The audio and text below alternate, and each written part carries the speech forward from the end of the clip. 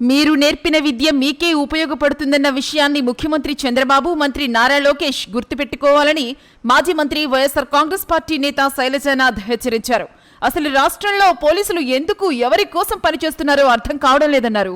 జిల్లా పార్టీ కార్యాలయంలో ఆయన మీడియాతో మాట్లాడుతూ రామగిరిలో 2 ఏళ్లుగా ఒక దళిత బాలికపై అత్యాచారం చేసిన, అనంతపురం నగరంలో ఒక గిరిజన బాలికను దారుణంగా హత్య చేసిన స్పందించని పోలీసులు ఎక్కడో సాక్షి ఛానల్ డిబేట్లో ఏదో మాట్లాడారని హైదరాబాద్కు హుటాహుటిన వెళ్లి కొమ్మినేని శ్రీనివాసరావును అరెస్టు చేశారన్నారు.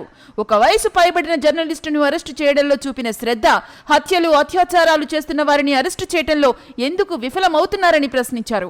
పోలీస్ వ్యవస్థ తలదించుకునేలా వ్యవహరించవద్దని సూచించారు. సాక్షి డిబేట్లో జరిగిన అంశానికి భారతిరెడ్డికి ఏంటి సంబంధం అని ఆయన ప్రశ్నించారు. షర్మిల ఏ విధంగా భారతి గురించి మాట్లాడతారని నిలదీశారు. మరోవైపు రేణుకా చౌదరి నోరు అదుపులో పెట్టుకుని మాట్లాడితే బాగుంటుందని సూచించారు. అమరావతి డ్రీమ్స్ మీకు ఉండొచ్చు, కానీ దాని గురించి మాట్లాడవద్దని చెప్పే హక్కు చంద్రబాబుకు లేదంటూ శైలజానాథ్ చురకలంటించారు.